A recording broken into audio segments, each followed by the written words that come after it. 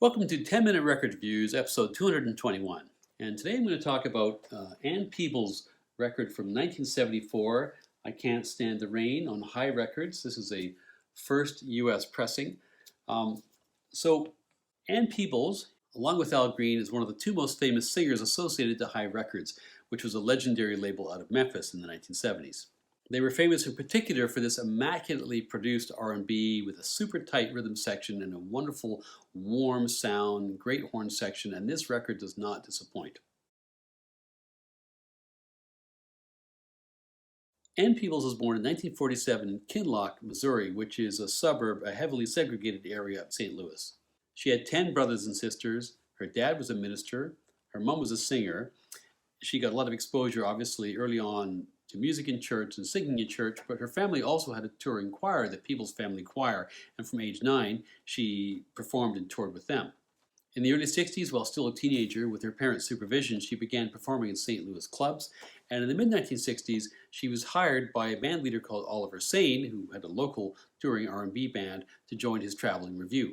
That gave her experience, but not a lot of success. But in 1968, she got a bit of a break. She had a brother in the armed forces, and he was home on leave, and he had a girlfriend who was from Memphis. And so he brought the girlfriend to St. Louis to meet the parents, and then he was driving her back to Memphis, and Ann decided to tag along. So off she heads to Memphis.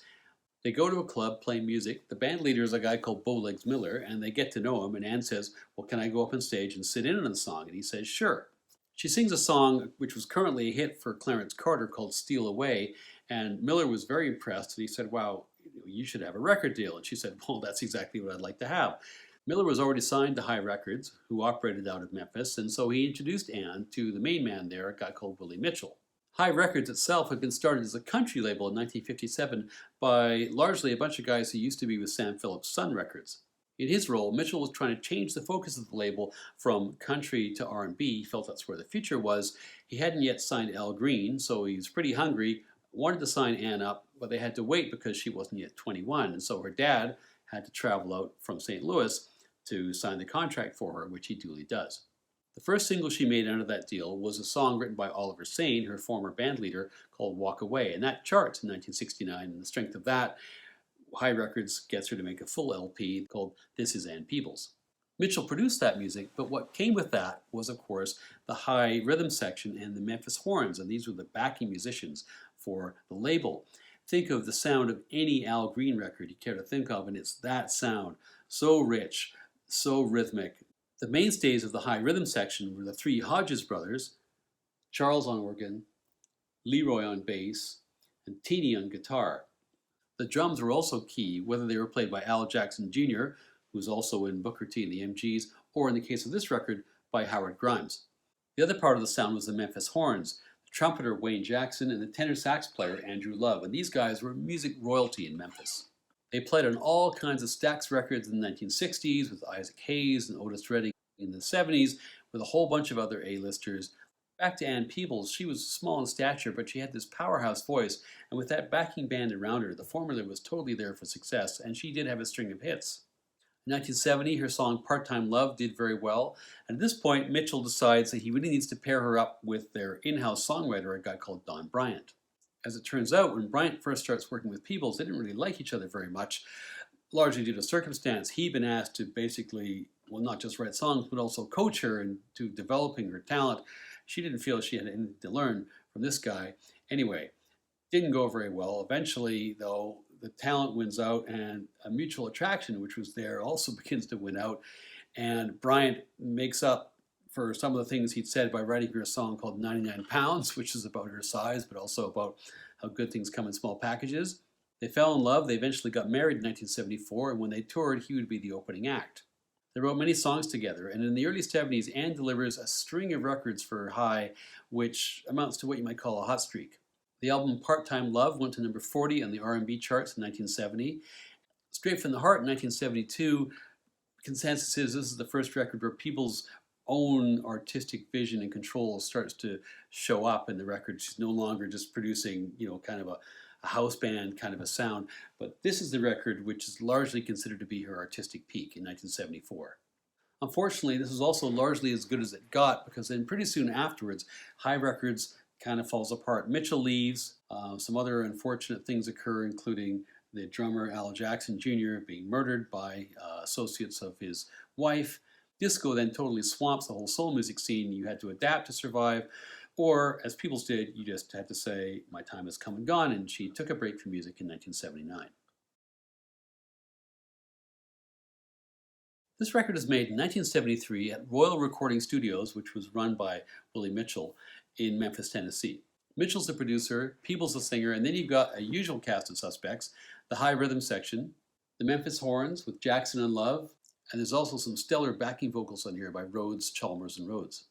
The title track, probably Peebles' most famous song, comes about through a real moment of serendipity during these sessions when Peebles and Bryant and a friend of theirs, a DJ, a local DJ called Bernie Miller, are leaving High Records to go to a concert, and it's raining. And Peebles says, I can't stand the rain. And Bryant, ever the songwriter, thinks to himself, well, that's a hell of a hook.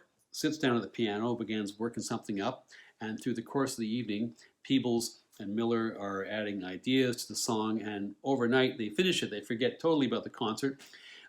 They go in to see Mitchell the next morning and say, look, we've got this great song. They play it for him. He thinks it's amazing, and as it turns out, he's just bought himself a new gadget, which is an electric timbale, or electric percussion instrument, and decides to employ that, and it's that sound, that doodle doodle boom boom blink blink, which you hear at the beginning, which is done with this electric instrument, a very new toy which they had for the studio, which of course is so iconic. That song cemented Peebles' fame. It also made all three songwriters quite well off. It was covered by Tina Turner, it was covered by Seal, it was covered by Missy Elliott. It's a great disco version by the UK disco band Eruption around '78. It's also one of John Lennon's favorite songs. Apparently, when he was in his famous Lost Weekend in LA, and Peebles came to the Troubadour with her band and played this, he's at the club, he's incredibly drunk, he begins to shout out from the crowd how much he loves the song, but also how much he wants to get it on with Ann Peebles. He then puts a tampon on his head, eventually, apparently, came around to her hotel room the next day and apologized. So drink responsibly, kids. This is a record composed of 10 bite-sized R&B classics. There's nothing, well, there's one song longer than 3 minutes, but they're all radio-friendly, just as I say, bite-sized bits of R&B goodness. We begin, of course, with that famous title track with that equally famous electric timbale introduction, just with Peebles' voice against that sound. She's then supported by these luscious horns. There's a great hook at the end of the chorus. My only complaint is about how short this otherwise all-world song is. Do I Need You, which follows, is another great song by Bryant and Peebles, another great riff, another really luscious, stellar horn arrangement. Until You Came Into My Life is one of those songs which is either a gospel song or a romantic song, possibly dual purpose. The lyrics are kind of ambiguous. It's a beautiful vocal performance and another really spectacular arrangement. You Keep Me Hanging On is next. This is not a cover of the song which the Supremes did to such great effect, but what it is a beautiful stack-sounding soul number. The final track on side one is Run, Run, Run. The horns lead off on this, which is basically a great breakup number. It's got a brilliantly languid and sexy rhythm. It could easily have been a single. On side two, If We Can't Trust Each Other, which begins inside, is a great upbeat song. Tons and tons of hooks in this track. A Love Vibration is a ballad with Ann largely supported with this really tasty Fender Rhodes accompaniment. She gives a really sultry performance on You Gotta Feed the Fire, which is kind of an admonition to a lazy lover. Great tune, this one. The next song, well, if you were young in the 1980s, you'll remember Paul Young's cover of I'm Gonna Tear Your Playhouse Down. This is the original, and it is butter, even if it only got to number 31 as a single. It's a fantastic track. The final track is One Way Street, which is more the same, if not the high point of the record. It's still rock solid 1970s soul. This is a short record, just under 27 minutes of music, but the music is superb all the way through. There are 3 singles which hit the top 40. There's a bunch of other tracks which could easily have been charting singles, and there's quality songwriting and arranging all the way through. As I mentioned, none of the stuff charted as well as it might have done, but in hindsight, it's worth getting to know pretty much all of Ann Peebles' High Records catalog, and this is as good a place to start as any. For me, this is 4.5 out of 5 stars.